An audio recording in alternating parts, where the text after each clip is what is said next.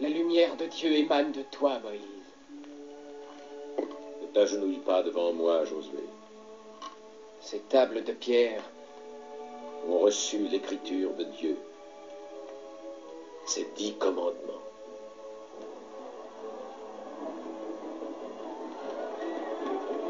Un bruit de bataille monte du camp. Ce n'est pas un bruit de bataille. C'est le bruit d'un peuple en effervescence.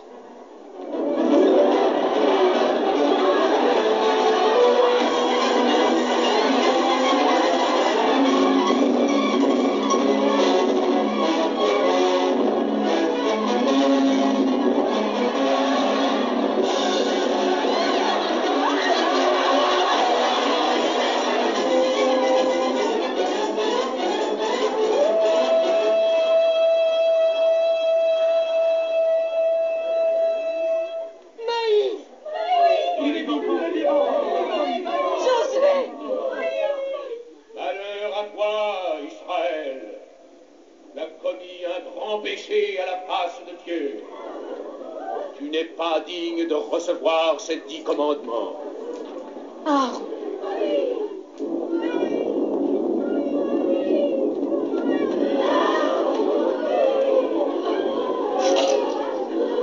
Ils sont tous contre toi, Moïse. Sauf que tu te donnes trop d'importance. Et nous n'avons pas à obéir à tes commandements, nous sommes libres. Il n'y a pas de liberté sans loi. Laquelle, Moïse? La tienne? As-tu gravé ces tables pour devenir le prince d'Israël? Ceux qui sont pour l'Éternel, que ceux-là viennent à moi.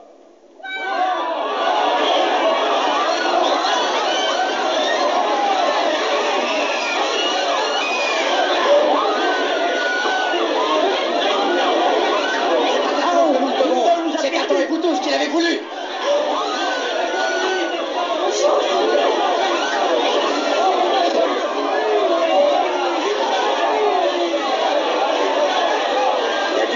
Où devait couler le miel et le lait, voici un dieu d'or que je vous donne. Venez avec moi, suivez-moi. Blasphémateur, idolâtre, pour ceci vous allez connaître l'amertume et la honte.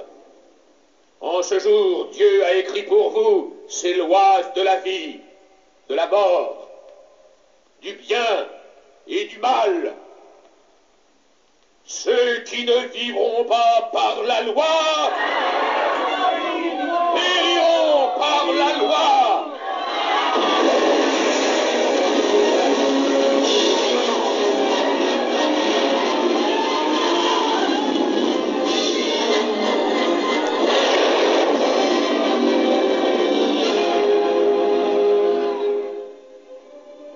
La colère de Dieu s'était abattue sur Israël. Pour éprouver la foi de son peuple en ses commandements, il le fit errer 40 ans dans le désert, jusqu'à ce que toute la génération de ceux qui avaient péché à sa face se fût éteinte.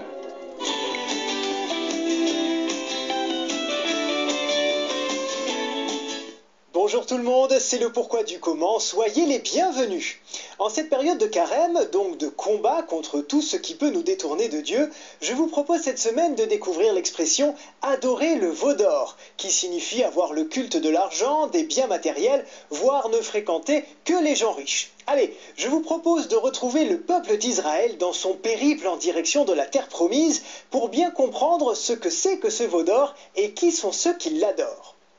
3 mois après être sortis d'Égypte, les Hébreux arrivent dans le désert du Sinaï et ils installent leur campement juste ici, au pied de cette montagne. C'est le moment que choisit l'Éternel pour se manifester une fois de plus à Moïse. Le Seigneur engage l'ancien prince d'Égypte et lui seul à venir le rejoindre au sommet du mont Sinaï. Ce fameux jour, un son de cor résonne dans la vallée. Un épais nuage noir assombrit le ciel, des coups de tonnerre et des éclairs secouent le désert, c'est le signal. Moïse laisse le peuple hébreu sous l'autorité de son frère Aaron, le grand prêtre, et se met en marche vers l'Éternel. Il gravit la montagne sur laquelle il restera 40 jours et 40 nuits avant que Dieu ne se révèle réellement à lui. Oui, effectivement, ça fait long, quand même. Oui, surtout pour ceux qui attendent en bas. Et justement, pendant que leur leader est sur la montagne, les Hébreux sont un peu perdus, il faut bien le dire.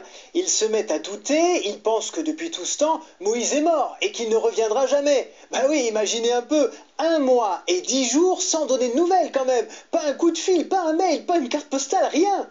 Alors du coup, le peuple se rassemble autour d'Aaron et lui demande de faire un Dieu qui puisse les guider. Le grand prêtre ordonne alors aux femmes et aux enfants de lui donner tous leurs bijoux. Il les fait fondre et réalise le moulage d'un veau en or qu'il place sur un autel. En fait, ce n'est pas vraiment un veau. Le mot veau est déjà une façon de dénigrer ce que font les Hébreux. Il s'agit en réalité d'un taureau, l'une des représentations divines les plus importantes en Égypte et dans tout l'Orient à cette époque. Pendant ce temps, tout en haut du mont Sinaï, Dieu livre à Moïse les lois et les instructions qui guideront la vie sociale et religieuse du peuple d'Israël.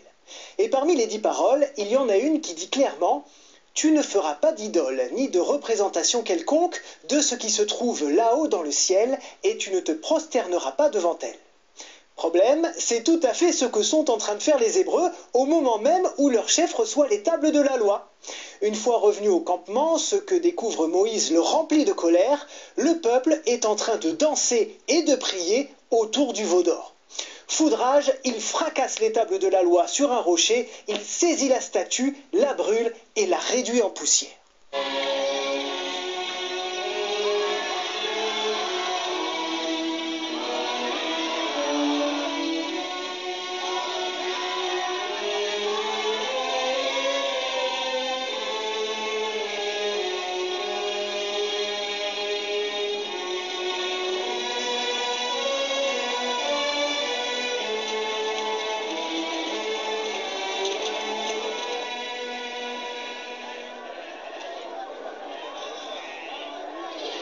Acheter n'importe quoi dans le temple avec la monnaie romaine. Il faut des shekels, tu sais.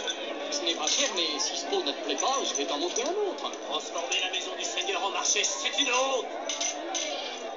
Le marché conclu. Ce sera le même cours chez tous les autres changeurs, mon ami. Ça fait 10 shekels et demi.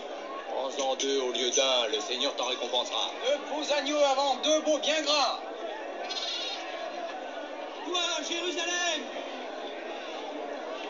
Toi, Jérusalem, symbole de la fidélité, toi qui étais la ville modèle remplie d'équité, tu es devenue une prostituée. Arrêtez-le! L'avez-vous pas su? N'avez-vous pas entendu? Cela n'a-t-il pas été dit depuis le commencement? Qu'ai-je à faire de la multitude de vos sacrifices, dit le Seigneur? Cessez d'apporter de vaines offrandes.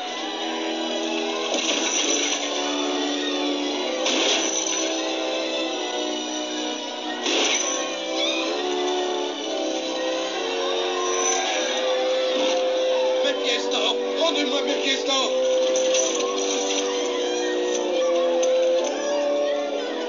Cette maison est une maison de prière.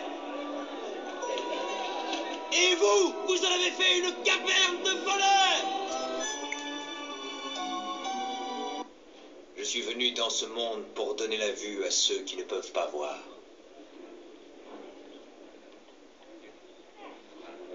Et aussi pour ôter la vue à ceux qui peuvent voir. Ai-je bien compris ta pensée? Selon toi, nous qui sommes des justes sommes aveugles. Si vous étiez aveugles, alors vous seriez purs et sans péché. Mais tant que vous dites « nous voyons », votre péché demeure. Cet homme-là est possédé du démon. C'est un imposteur, un fanatique, un fou, un menteur. Malheur à vous, scribes et pharisiens, hypocrites que vous êtes, parce que vous fermez aux hommes le royaume des cieux. Vous n'y entrez pas vous-même, et vous n'y laissez pas entrer ceux qui le désirent. Conducteurs aveugles. Vous coulez un insecte, et vous avalez un chameau. Vous pliez devant la lettre de la loi, et vous trahissez le cœur de la loi. Justice, miséricorde, fidélité. Vous ressemblez à des sépulcres blanchis qui paraissent beaux au dehors, mais qui au dedans sont pleins d'ossements, de morts et de toutes espèces d'impuretés. Vous voyez ces pierres? Eh bien, je vous le dis en vérité, il ne restera pas ici pierre sur pierre qui ne soit renversée. Votre maison sera laissée triste et déserte.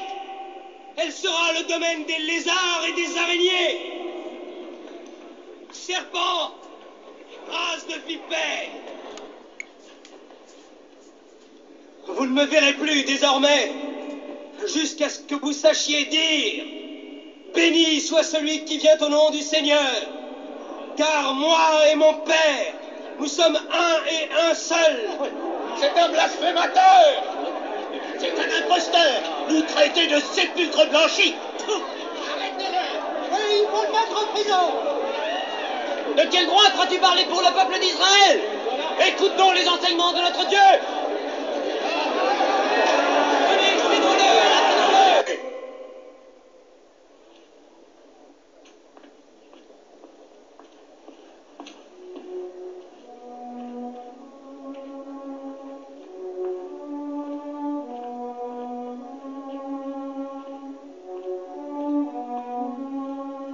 Est-ce lui l'homme que vous dites si dangereux? Ça, l'homme qui aspire à être un roi. Approche, approche, approche, approche.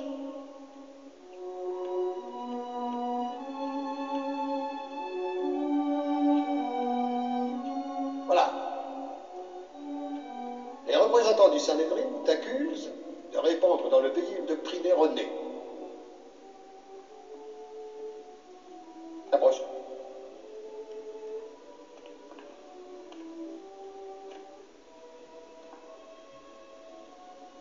Ils disent aussi que tu déclares être le roi des Juifs.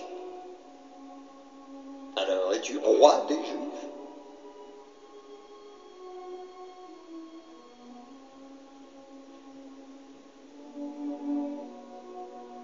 Si mon royaume était de ce monde, mes serviteurs auraient combattu pour moi afin que je ne sois pas capturé. Oh, tu parles de royaume. Alors il faut en effet que tu sois un roi. Es-tu un roi? Je suis roi.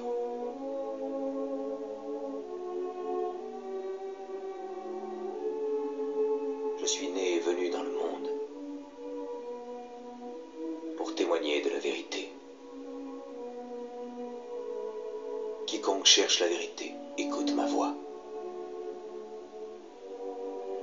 Dis-moi, qu'est-ce que la vérité?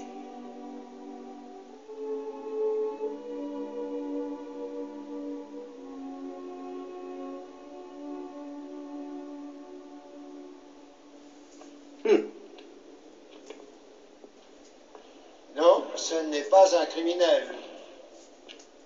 C'est un rêveur. Garde, emmenez-le, emmenez-le, qu'il soit flagellé. Bonjour à tous. Bon, là, vous venez de voir une petite compile de plusieurs extraits de films. Hein. J'ai commencé par la scène du veau d'or. Ensuite, vous avez un autre petit extrait qui nous montre le Christ lorsqu'il rentre dans le temple et qu'il dénonce les marchands du temple. Suite à l'alliance annoncée par Dieu à Abraham, le peuple juif s'assura pendant des siècles d'une aura messianique planétaire, hein, d'où sortira et où émergera une multitude de messies et de prophètes qui seront missionnés pour apporter la parole divine aux hommes. Je parle de l'alliance faite par Dieu avec Abraham. Là, je vais vous citer les 6 versets qui en parlent. Vous la retrouvez dans la Bible, l'Ancien Testament, c'est le chapitre 17 de la Genèse. Lorsque Abraham fut âgé de 99 ans, l'Éternel apparut à Abraham et lui dit « Je suis le Dieu Tout-Puissant, marche devant moi et sois intègre. J'établirai mon alliance entre moi et toi et je te multiplierai considérablement. » Abraham tomba le visage contre terre et Dieu lui dit « Voici quelle est mon alliance avec toi, tu deviendras le père d'un grand nombre de nations. On ne t'appellera plus Abraham, mais ton nom sera Abraham, car je te rends père d'un grand nombre de nations. Je te ferai beaucoup proliférer, hein, je ferai de toi des nations et des rois seront issus de toi. On donne beaucoup plus d'importance à ces quelques versets lorsque nous savons que Jésus-Christ, fondateur du christianisme, fait partie de la descendance d'Abraham. Et toutes ces nations devenues chrétiennes ne faisaient que concrétiser ce verset biblique. On ne t'appellera plus Abraham, mais ton nom sera Abraham, car je te rends père d'un grand nombre de nations. Je te ferai beaucoup proliférer, je ferai de toi des nations et des rois seront issus de toi. Bon, dans ces quelques versets, on parle des nations, parce que comme vous le savez, la moitié du moins plus d'un quart de notre monde est devenu chrétien, donc voilà, cette prophétie évoquait cela. Mais aussi, elle peut très bien aussi parler de la diaspora juive, puisque comme vous le savez, après la destruction du deuxième temple, les Juifs se sont lancés, du moins ont décidé de quitter leur terre pour immigrer vers toute la planète. Bon, ils ont suivi surtout les routes commerciales romaines, ils ont commencé à s'installer un peu partout, en Afrique du Nord, en Arabie Saoudite, en Europe de l'Ouest, en Europe de l'Est, vers la Russie. Vous en avez qui sont même partis vers l'Inde, la Chine, et après la découverte du continent américain, beaucoup de Juifs espagnols ont émigré vers l'Amérique latine. C'est exactement la même chose pour l'Amérique du Nord et le Canada. Beaucoup de Juifs qui s'étaient établis en Europe sont allés s'installer dans ces deux grands pays. Donc, lorsqu'on dit que dans le verset, on ne t'appellera plus Abraham, mais ton nom sera Abraham, car je te rends père d'un grand nombre de nations, peut-être qu'on fait aussi allusion à cela. Donc on parle des pays chrétiens et de la diaspora juive probablement aussi. Moïse, qui était aussi issu de la descendance d'Abraham, sera le Messie qui va libérer les Hébreux de l'esclavage en Égypte.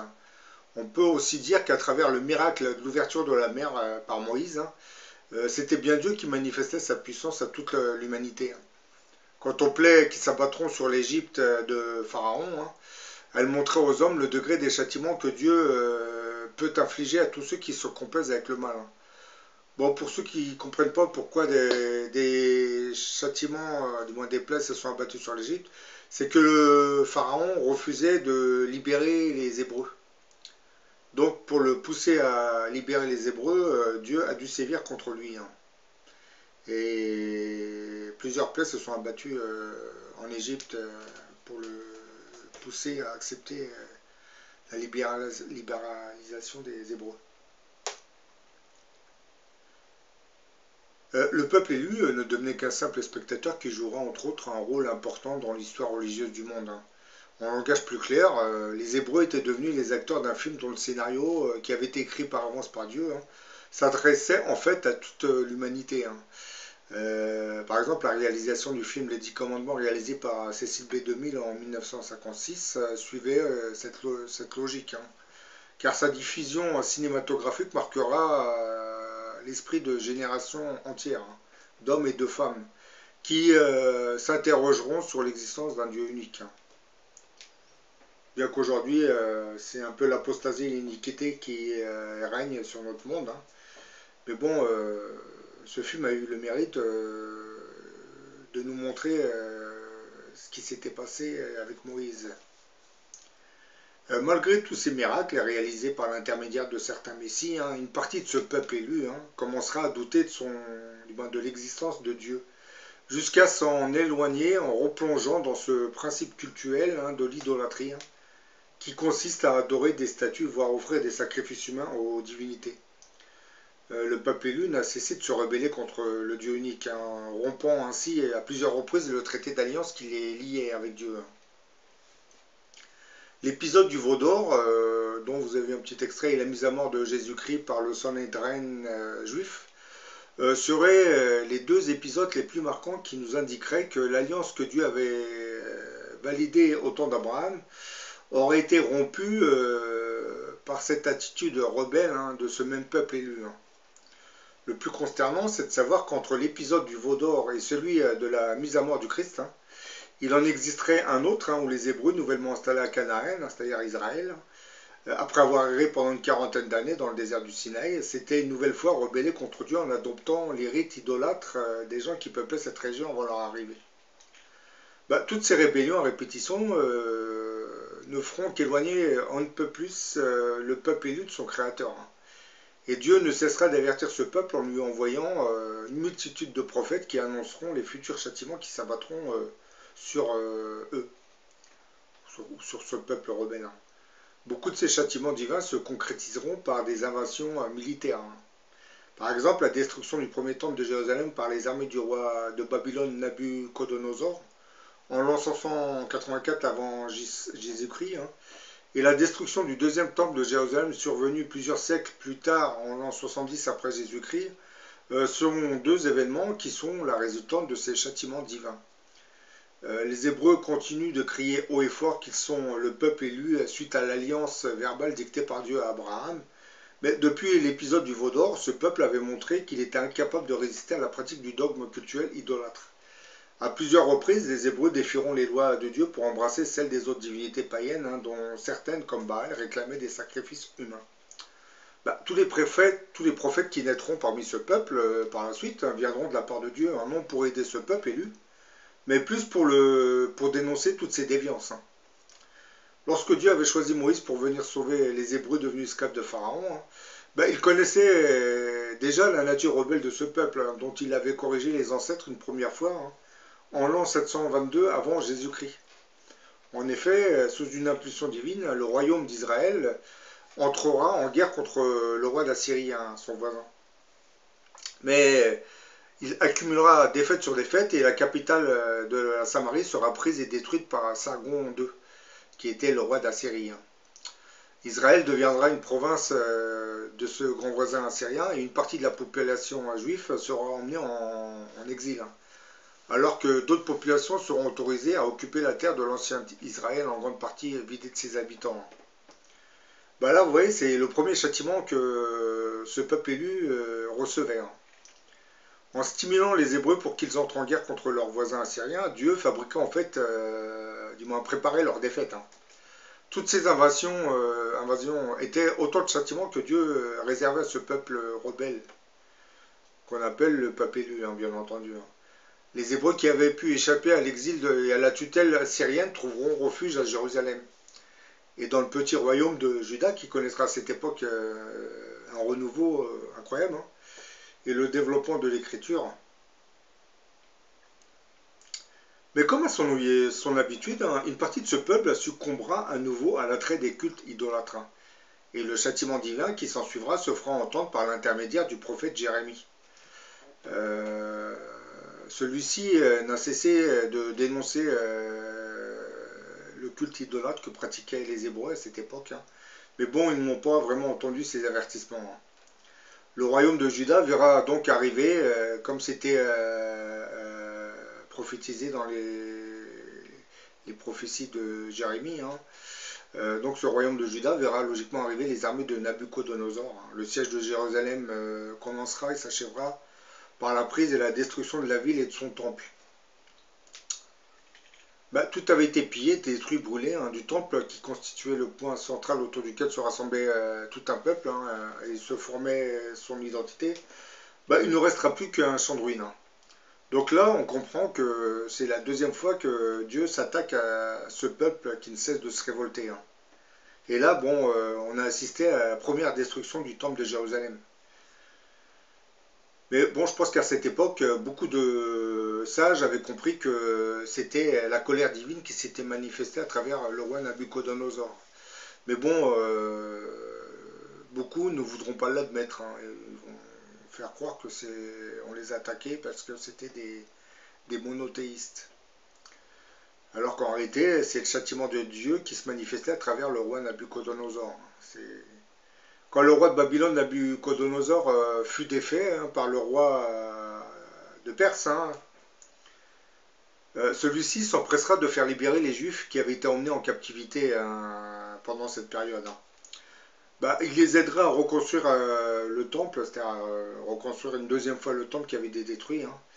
Mais comme ce peuple élu replongera une nouvelle fois dans ses égarements et fera de ce temple un lieu de sacrifice et d'offrande, Dieu répondra à cette nouvelle offense en ordonnant l'invasion du royaume de Juda par les légions romaines qui l'occuperont. Mais comme cette gouvernance romaine se contentera seulement de faire prélever l'impôt pour César, elle n'interviendra pas dans l'activité cultuelle des Hébreux, qui était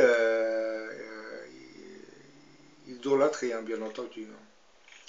Sachant qu'il continuent de pratiquer l'idolâtrie, hein, la situation ne fera que se dégrader avec le temps. Hein. C'est à cet instant qu'apparaîtra le Christ, qui ne viendra pas vraiment pour sauver les Juifs de l'occupant romain, mais beaucoup plus pour dénoncer leurs agissements idolâtres. Hein. Sentant ses intérêts menacés par les prêches du Christ, hein, le Sanhédrin juif, hein, qui était à l'époque le conseil consultatif religieux, réagira en demandant au consul romain de mettre à mort ce provocateur. Bon, le Sanhédrin juif, c'était aussi un sorte de conseil judiciaire.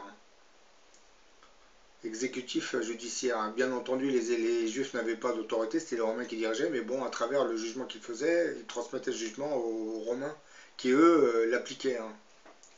Parce que les Romains ne voulaient pas trop être confrontés à certaines rébellions de ce peuple, hein. Donc ils avaient tendance à accepter ce que le Sanhédrin leur demandait.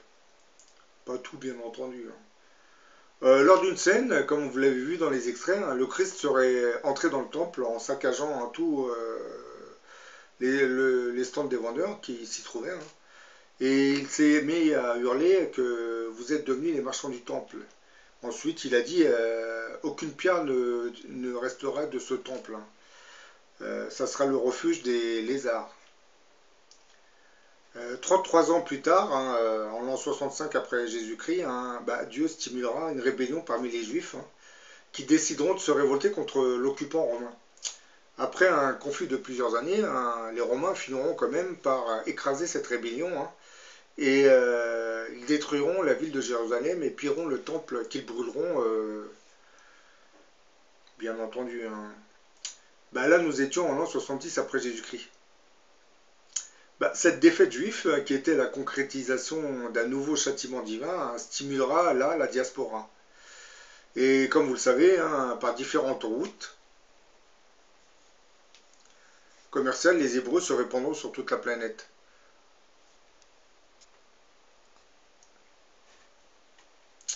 À cet instant, on peut dire que l'idéologie du veau d'or envahira le monde entier et les conséquences seront apocalyptiques pour toute la planète. Hein. Car le châtiment divin va se réaliser sur une échelle planétaire. Aujourd'hui, on peut même dire que les Juifs ont perdu leur titre de peuple élu en réalité. D'ailleurs, même la naissance de la création de l'État d'Israël en 1948 avait pu se faire grâce à l'émergence d'un mouvement nationaliste sioniste qui prétendra œuvrer pour la création d'un État juif qui sera débarrassé de la contrainte religieuse. Le sionisme juif hein, se fabriquera sur mesure un État hein, dont les institutions reposeront essentiellement sur la non-reconnaissance des lois de Dieu. Bien entendu, le sionisme juif ne se débarrassera pas définitivement de la caste religieuse du rabbinat, hein, car stratégiquement parlant, ils s'en serviront pour faire valider l'idéal d'un État juif gravitant autour d'une certaine conception religieuse juive de type nationaliste. Hein. Et ainsi, en arborant une fausse étiquette religieuse, le sionisme espère attirer vers Israël de plus en plus de migrants juifs, hein, qui, croyant revenir sur une terre messianique, hein, se retrouveront en fait face à un État laïque, hein, qui, revendiquant le droit à la liberté pour tous, autorisera le défilé de la Gay Pride. Hein. Bon, je parle que d'un exemple, la Gay Pride, parce que vous avez d'autres aberrations en Israël. Hein. Certains diront qu'Israël a plongé dans l'abomination en légalisant ce genre de défilé de la Gay Pride. Je leur répondrai que non, hein, ce n'est rien d'autre que la concrétisation d'un idéal de rébellion hein, qui date de plusieurs milliers d'années. Hein. Ce que vous voyez actuellement en Israël, c'est un peu la volonté de beaucoup d'Israéliens de ne plus se soumettre aux lois divines. Hein. Oui. Le nouveau châtiment divin se manifestera là par l'invasion des armées de Gog et Magog. Parce que comme vous le savez, Ézéchiel disait qu'une coalition de plusieurs armées envahira Israël vers la fin des temps. Et pour être plus précis, je dirais que les armées, ce sont les armées de l'Antéchrist qui vont envahir l'État d'Israël. Ce mystérieux grand monarque n'attendrait en fait que son heure pour faire concrétiser ce nouveau châtiment divin. Après m'avoir écouté, avoir vu cette vidéo, vous comprendrez pourquoi la construction du troisième temple de Jérusalem serait une nouvelle offense envoyée à Dieu. Et comme vous vous en doutez, Dieu répondra à cette provocation en donnant le pouvoir à l'Antéchrist. Et comme vous le savez, l'Antéchrist, ça sera un gouverneur mondial. Ça sera surtout un châtiment divin qui se répandra sur une échelle planétaire. Dans cette vidéo, je parlais de l'alliance faite entre Dieu et Abraham. Certains d'entre vous ne doivent pas vraiment savoir qui était Abraham. Bon, je vais faire juste un petit récapitulatif. Je ne vais pas vous faire toute la vie d'Abraham. C'est juste pour que vous ayez une petite idée. Abraham, qui à l'origine s'appelait Abraham, était un descendant de Sem, un fils de Noé. Il était le fils de Terah et avait deux frères, Nahor et Haran. Haran, lui, décédera en laissant un fils, Lot. Oui, Lot, ça vous dit quelque chose. Et Abraham épousera sa demi-sœur Sarai, qui deviendra Sarah par la suite. D'après ce qu'on en sait, Abraham aurait vécu aux alentours de l'an 2000 avant Jésus-Christ, dans la région de Sumer, c'est à peu près ici. C'est entre l'Iran et l'Irak. C'est comme vous le savez, Abraham, c'est le père fondateur du monothéisme, dont les trois religions, judaïsme, christianisme et islam, se réclament. Sa naissance en un pays où régnait l'idolâtrie présenterait quelques ressemblances avec cette histoire de Moïse. Lui aussi, Abraham, était né dans une ville sumérienne qu'on appelait Our, à un moment où, à la suite d'un rêve annonciateur de malheur, le roi local qui était Nemrod, constructeur de la légendaire tour de Babel, avait ordonné de mettre à mort tous les nouveau-nés, comme le pharaon plus tard à la suite d'un songe annonciateur de la naissance de Moïse.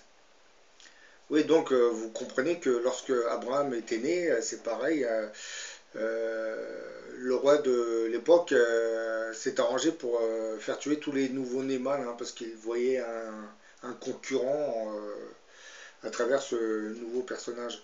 Moïse supérera la même chose dans le futur, et Jésus-Christ aussi. Les parents de Jésus-Christ devront fuir Israël à l'époque, Canaan, parce que le roi Hérode de l'époque voulait s'en prendre à Jésus-Christ. Donc comme il ne l'a pas trouvé, il a fait exécuter tous les enfants mâles de Bethléem. Ce genre de scénario, vous le retrouvez un peu, comme je l'ai dit dans d'autres vidéos, dans le film Terminator. Vous savez, ces robots qui viennent du futur pour tuer le futur leader de la rébellion, c'est exactement ce qui se passe pour les Messies. On sait qu'un Messie va naître, donc on va tout faire pour essayer de le tuer. Donc on va tuer tous les nouveau-nés, mais bon, il s'en sortira. Oui, les Messies s'en sortent toujours en général, parce que les anges apparaissent pour demander aux parents de fuir à la région pendant un certain temps. Abraham ne tardera pas à être choqué par les croyances des idolâtres, puisqu'il habitait dans une ville où l'idolâtrie était le culte de l'époque. On se prosternait devant des statues en bois ou en pierre, mais il n'y avait pas... le monothéisme n'existait pas encore à cette époque. Donc, comme je viens de le dire, Abraham ne tardera pas à être choqué par cette croyance des idolâtries, à commencer par celle de son père. Aussi, il va prendre la résolution de les combattre et de faire prévaloir le culte du seul vrai Dieu unique, et il développera ainsi le culte du monothéisme, c'est-à-dire il mettra un terme au polythéisme, pour dire qu'il n'y a qu'un seul Dieu. Oui, il faut aussi comprendre que le culte du polythéisme, c'est inspiré par le diable. Parce que le diable ne supporte plus Dieu depuis qu'il l'a banni du royaume, fait tout ce qu'il a en son pouvoir pour le ridiculiser. Hein. Donc c'est pour ça qu'il prend des divinités, hein. Il pousse les peuples à se soumettre à plusieurs divinités sans vraiment se soumettre au Dieu unique. Hein. Bon, aujourd'hui, de nos jours, c'est un peu la même chose. On égare la croyance des gens en vous fabriquant des starlets, des gens du show business, des acteurs, des chanteurs. Et on vous pousse à venir vous prosterner devant tous ces chanteurs, hein, ces groupes de hard rock, de rock, etc. etc. Oui, c'est le culte de la personnalité aujourd'hui. Hein. Donc les statues d'antan ont été remplacées par les stars et les chanteurs. Bah, jadis, à Babylone, on organisait un pèlerinage annuel, hein, sous l'égide du roi de l'époque. Ce pèlerinage se déroulait dans le désert et donnait lieu à de grandes démonstrations. Hein. Bah, le culte, lui, comportait une sorte de procession entre deux rangées de statues, hein, de divinités alignées par ordre de taille, hein, de part et d'autre du chemin, hein, que le cortège devait suivre avant d'arriver au temple principal. Un peu comme les béliers et les lions devant les temples pharaoniques de Thèbes, hein, qui sont à peu près, du moins qui ont été conçus à la même époque. Hein. Et juste à l'entrée de celui-ci était dressée une statue, hein, la plus grande de toutes. Hein. Elle était en or et représentait probablement Marduk, une divinité. Hein. Ses yeux étaient figurés par deux pierres précieuses qui scintillaient dans la nuit. Hein. Et devant ces statues, les pèlerins déposaient leurs offrandes, hein, avant d'entrer dans le temple. Bah, à 17 ans, Abraham avait dû participer à l'un de ces pèlerinages. Hein. Il lui répugnait de pratiquer l'idolâtrie, hein, et jura de faire un mauvais sort aux statues qui constituaient autant de blasphèmes contre le Dieu unique. Hein. Oui, parce que Abraham, il a grandi au milieu d'une cité, d'une région qui pratiquait l'idolâtrie. Hein. Alors lui qui avait reçu une révélation, il savait très bien qu'il n'y avait qu'un seul Dieu unique. Donc quand il voyait toutes ces statues, ça le mettait hors de lui. Hein. Et bon, après avoir fait œuvre d'iconoclaste, hein, à Babylone, hein, bah, ce Abraham, sur demande du créateur des mondes, décidera de quitter la ville sumérienne d'Our pour se rendre en Syrie, hein, puis en Palestine en passant par Uran, Sichem, Bethel et Negev. Et bon, il construisait des hôtels partout, hein, avant d'aller à la suite d'une grande famine en Égypte, où il va demeurer quelque temps avant de se rendre en Israël, puis de se fixer dans le pays de Canaan. Bon, là, vous avez sur la carte, vous avez l'itinéraire. Hein, Abraham est parti d'ici. Hein. Ça, c'est les fameuses flèches. Hein. Bon, il a transité par la Turquie, hein, il est redescendu vers Israël. Ensuite, là, en Israël, suite à une famine, il a dû aller en Égypte. Hein. Et bon, en Égypte, vous connaissez l'histoire. Hein, il a fait croire au pharaon que sa femme était en fait sa sœur. Hein. Parce qu'il avait peur de la colère, parce que sa femme était belle et il avait peur que Pharaon se débarrasse de lui, hein, pour pouvoir prendre sa femme comme épouse. Donc, comme il commençait à s'intéresser à sa femme, Pharaon de l'époque, le Pharaon de l'époque, va tout comme Ramsès avec Moïse, subir toutes sortes de problèmes. Et par la suite, certains des gens qui vont l'entourer vont lui expliquer que oui, il faut te détacher de cette femme. C'est à cause de cela qu'il t'arrive des problèmes. Donc assez rapidement, il va demander à Abraham et à sa femme et aux Hébreux de quitter le pays. Parce que Abraham ne pouvait pas faire grand-chose en sachant que le pharaon était amoureux de sa femme. C'est pour ça qu'il lui a fait croire que c'était sa sœur. Hein. Mais le problème, c'est que Pharaon commençait à entreprendre des relations avec la fameuse Sarah. Et bon, vers la fin, il n'a pas eu le choix parce qu'il est tombé aussi gravement malade. Hein. Donc voilà, pour se libérer de ce maléfice, hein, il a préféré libérer cette femme.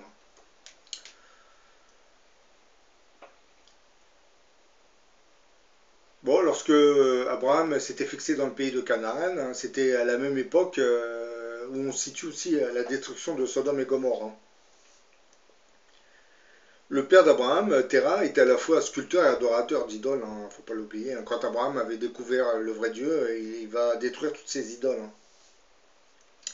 Ce qui va créer une tension entre le père et le fils, hein, comme vous vous en doutez. Hein. Et ce qui va aussi pousser Abraham à quitter la région. Hein. Les commandements de la Bible opposaient l'idolâtrie, interdisaient les croyances et pratiques des païens qui vivaient parmi les Israélites à cette époque, en particulier les religions de l'antique Akkad, de la Mésopotamie. Hein.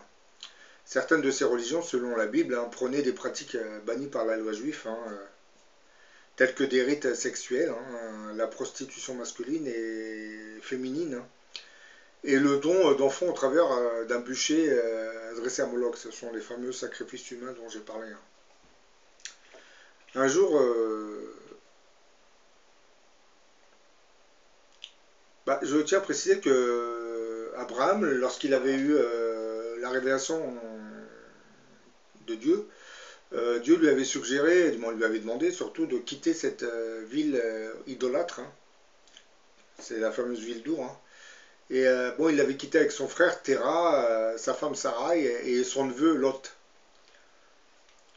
Ils s'installeront à Haran, mais là, son frère Terah décédera.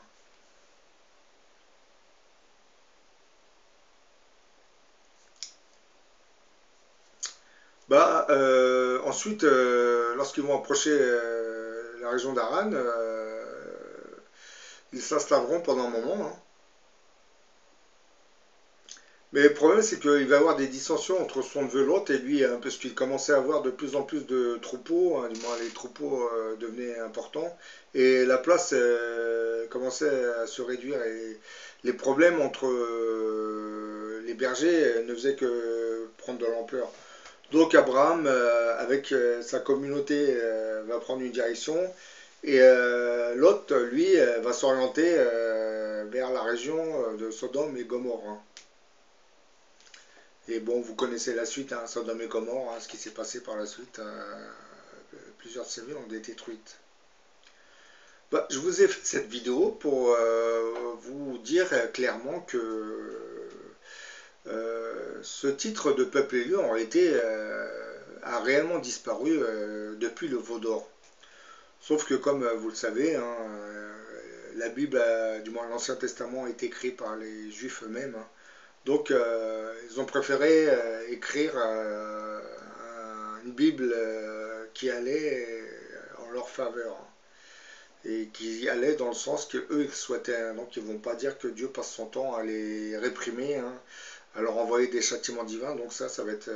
c'est pareil, par exemple pour le veau d'or, ça a été galvaudé. Hein. Ce sont les sages d'Israël qui ont mis veau au lieu de taureau.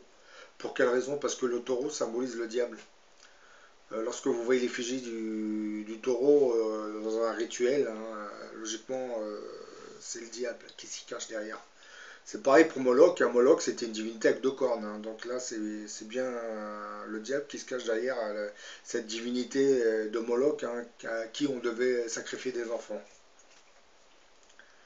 Ce qui est amusant avec les taureaux, c'est que les Romains pratiquaient le culte de Mitra. Hein. C'est un rituel qui fonctionne sur 7 degrés. Hein, et l'adhérent doit passer plusieurs épreuves. Et la dernière épreuve consiste à égorger un taureau. C'est ça qui est amusant. Comme le taureau symbolise le diable, c'est étrange que le diable aurait fait un culte dans lequel on tue un taureau à la fin. Je pense que le fait d'égorger un taureau ne vient pas du diable, hein, parce qu'en réalité c'est orienté contre lui. C'est pareil pour les corridas par exemple. Bon, beaucoup vont dire que les corridas c'est un crime contre les animaux. Vous savez, comme vous savez, si on vous explique que le taureau symbolise le diable, lorsque vous regardez une corrida, c'est presque amusant, j'allais dire. Entre parenthèses, bien entendu. Hein. Parce que moi-même, je ne suis pas trop pour ces corridas. Sauf que, voilà, comme le taureau symbolise le diable, quelquefois, je le regarde avec un petit sourire intérieur. Parce qu'il ne faut pas oublier qu'à une époque, le diable jetait les premiers chrétiens au lion. Hein. Et comme je l'ai dit dans une précédente vidéo, vous savez que le lion c'est le roi des animaux. Hein. et que la crinière du lion symbolise la barbe de Dieu. Quand vous regardez un lion, la crinière ça symboliserait la barbe de Dieu. Raison aussi qui vous explique pourquoi le Père Noël a été inventé. Hein. Bon, on nous dit que c'est Coca-Cola qui l'a transformé à son effigie en le peignant en rouge. Hein. Lorsque vous regardez le Père Noël de face, c'est presque la personnalité du Dieu créateur, bien que c'est très dur de lui donner une apparence à Dieu. Hein. Sauf que c'est pas de la peau, c'est de l'énergie, c'est de la lumière. Donc même la barbe, elle est lumineuse, le visage, il est lumineux. Ça irradie, hein, le Dieu, comme vous le voyez, ça irradie dans toutes les directions en général. Par contre, vous pouvez entrevoir un visage, ce barbu que vous appelez le Père Noël. Et je reviens à cette histoire du lion, comme je l'ai dit, hein, la crinière du lion symboliserait la barbe de Dieu. Ça explique aussi pourquoi le sphinx est un monument à corps de lion avec une tête humaine. Et concernant ce sphinx, je l'ai dit dans d'autres vidéos, sous la patte droite du sphinx, il y aurait un passage ou un escalier qui descendrait et qui donnerait accès à plusieurs salles souterraines qui seraient... Parce que sous le plateau de Gizeh, là où vous avez le sphinx et les pyramides, vous avez toute une plateforme souterraine hein, où il y aurait des pièces secrètes. Et dans ces pièces secrètes, on retrouverait les archives de l'Atlantide. Et comme c'est écrit, hein, comme le grand médium américain Edgar Cayce le disait, hein, pour retrouver ces archives de l'Atlantide, on doit passer par la patte droite du lion, du sphinx. Et comme je vous ai dit, hein, la crinière du lion symbolise la barbe de Dieu. Donc logiquement, c'est un peu normal que pour retrouver les archives de l'Atlantide, on doit passer par la patte droite du sphinx. C'est un peu Dieu qui nous guide indirectement. Et parce que bon, pour ceux qui ne connaissent pas cette histoire, c'est qu'il y a plusieurs milliers d'années, il y a 12 000 ans à peu près, hein, vous avez un vaste continent hein, qui a disparu sous les eaux de l'Atlantique, hein, qu'on appelait l'Atlantide. Et cette civilisation était très très développée scientifiquement parlant et technologiquement parlant. Ils possédaient beaucoup d'appareils, dont des Vimanins, des appareils volants. Et toute leur civilisation, leur société, fonctionnait grâce à un cristal. Hein. Toutes les machines fonctionnaient grâce à l'énergie d'un cristal. Et ils avaient des centrales d'énergie qui permettaient d'alimenter en énergie beaucoup de leurs machines. Hein. Et lorsque ils savaient que leur continent allait disparaître, beaucoup d'Atlantes ont décidé d'émigrer les uns vers l'Amérique latine. Hein. C'est pour ça que vous retrouvez les pyramides, hein. C'est la même origine. Hein. Et d'autres, sur une impulsion divine, se sont orientés vers l'Égypte. Mais bon, les Atlantes qui sont arrivés en Égypte sont venus avec leur technologie et beaucoup de leurs appareils. Hein. C'est grâce à ce savoir et ces connaissances scientifiques qu'ils ont pu construire ces fameuses pyramides. Hein. Parce que bon, les pyramides, on nous dit que ça a été fait à la main. Il y a eu on a utilisé des machines ont été utilisées pour découper des pierres hein, et les transporter.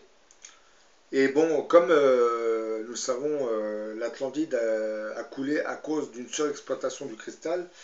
Ces Atlantes qui ont conçu tous ces bâtiments ont reçu comme ordre de tout cacher. Tout l'appareillage qui fonctionnait avec ces fameux cristaux devait être caché sous terre. C'est ce qui s'est passé, c'est pour cette raison qu'ils ont construit des salles souterraines dans lesquelles ils ont mis ces appareils. Bon, il y a quelques années, certains archéologues américains auraient découvert des passages et seraient tombés sur, d'après ce qu'on nous dit, des lampes qui ne s'éteignent pas. Vous avez un autre archéologue qui aurait trouvé un appareil dans lequel il y avait comme des sortes d'hologrammes dedans. Donc je pense que les États-Unis ont déjà récupéré certains appareils qui sont enfouis à l'intérieur de ces bâtiments. Et bon, comme je l'ai dit aussi dans d'autres vidéos, le gouvernement égyptien a commencé à mettre un mur autour du sphinx. Et du moins, il a délimité une certaine région parce qu'ils savent qu'il y a quelque chose sous le plateau de Gizeh. Les Américains l'avaient repéré assez rapidement puisqu'ils avaient mis au point des satellites qui leur permettaient de... Bon, c'est pour découvrir les gisements de gaz et de pétrole. Mais ils ont perfectionné leurs satellites, hein, ce qui leur permet de voir toutes les bases qui seraient enfouies dans le sol ou dans certaines montagnes. C'est un peu grâce à cela qu'ils ont découvert la fameuse base extraterrestre en Roumanie et l'autre qui était en Irak. Hein. Parce que lorsqu'ils sont rentrés, ils ont réussi à pénétrer la base qui était en Roumanie. Celle qui était en Irak, elle s'est activée automatiquement parce que les deux bases étaient reliées. D'ailleurs, beaucoup ils disent que les Américains auraient décidé d'attaquer, Saddam Hussein pour essayer de récupérer cette base, du moins le matériel qui était à l'intérieur de cette base. Puisque cette base en Irak, elle était, tout comme en Roumanie, à l'intérieur d'une montagne. Bon voilà, j'en ai fini avec cette vidéo. Hein. Je vous l'ai faite pour vous dire que parler de peuple élu maintenant, ça ne correspond plus à grand chose. Hein. Parce que les Hébreux n'ont cessé de se révolter contre Dieu.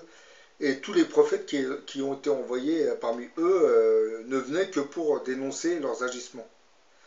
Et le Christ lui-même, hein, vous connaissez l'histoire du Christ, hein, ils l'ont fait crucifier, donc c'est pour vous dire. Et le dernier prophète qui est arrivé, il n'est pas venu du peuple juif, comme vous le savez. Hein.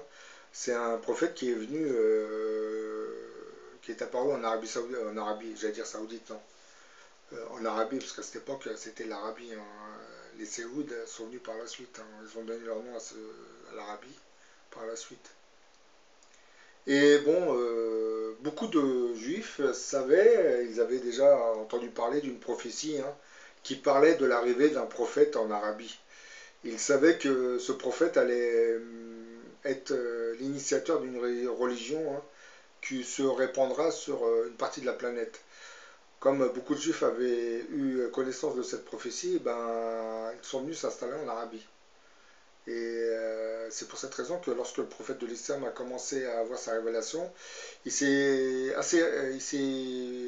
confronté à certaines tribus juives qui étaient là. Bien entendu, certaines tribus juives qui étaient en Arabie Saoudite ont été écrasées, hein, mais beaucoup d'autres se sont convertis à l'islam. Pour cette raison qu'aujourd'hui, dans le monde arabo-musulman, vous avez beaucoup de descendants arabes, hein, qui en réalité ont des origines juives. Hein. Et sachant que les juifs sont de très grands commerçants, il y a de fortes probabilités pour que cette descendance, qui est devenue musulmane aujourd'hui, hein, soit attirée soit dans le domaine du commerce, hein, ou de la politique ou du pouvoir. Hein. Oui, mais bien entendu, c'est très dur de dire que telle ou telle personne a des origines juives. Hein. Mais bon, il faut comprendre qu'en Arabie Saoudite, beaucoup de tribus juives, du moins de juifs, se sont convertis à l'islam à cette époque. Donc ils ont eu des enfants, ils se sont répandus sur toute la planète. C'est pareil pour l'Empire ottoman. Hein. Les juifs présents dans l'Empire ottoman étaient assez importants. Hein. Donc la Turquie aussi, hein. Vous avez, chez les Turcs, vous avez un fort pourcentage de descendants de juifs convertis, hein, dans ce pays. Mais ça, c'est pas vraiment le phénomène de la diaspora. Ça, ce sont des juifs qui se convertissent. C'est un autre problème. Ou une autre solution. Ça dépend quel chemin ils ont pris, ces gens. Bon, je vous dis à la prochaine pour une autre vidéo. Hein.